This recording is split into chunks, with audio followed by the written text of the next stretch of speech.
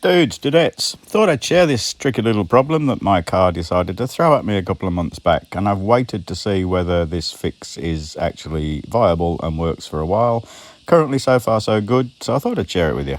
Interesting times was had by all, little screaming, little shouting, little throwing, tantrums like a 5-year-old who can't have the right Matchbox car. Please, like and subscribe, would be a huge help. Put my key in my lock to lock the car and click, and I thought, oh great, it's locked. But no, it wasn't, because the key kept turning and turning and turning and the car wouldn't lock, and something had snapped.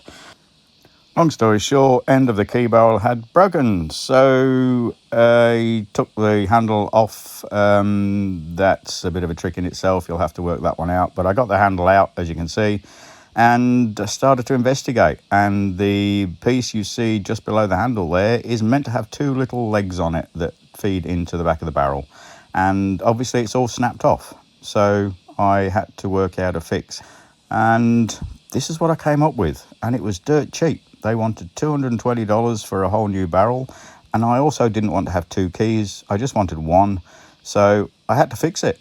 Not perfect, bit bodgy, but effective. I found one of these large cable end connectors, the number is 8H25, and thought, wonder if I can get this to work. So process was that the thickness was about the same. They have a lip on the edge, which was a bit too big.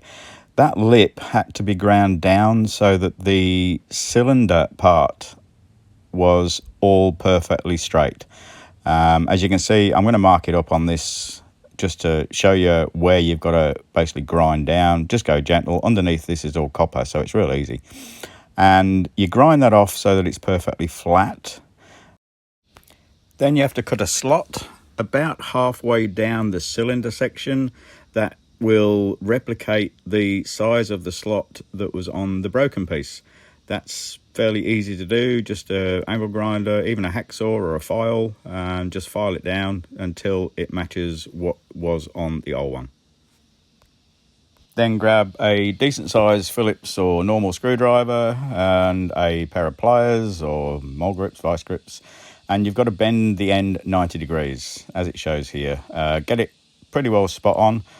It'll bend fairly easy. Again, it's just copper. Give it a bend, 90 degrees, job done, and then it's the next part. So you can see here how close they are to matching up. So once you've got the edge ground equal and the slot ground in, you have to make it just a little bit thinner on the top where the hole is, and then you're good to go.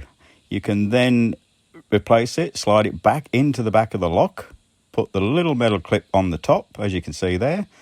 I was a muppet. I forgot to put the spring in, so it doesn't spring load back. If you do the spring internally, it will spring back. And this actually works really well. Say 2 months in, I put the handle back together. It's all perfect. It all fits. It all works. Good luck. Bye.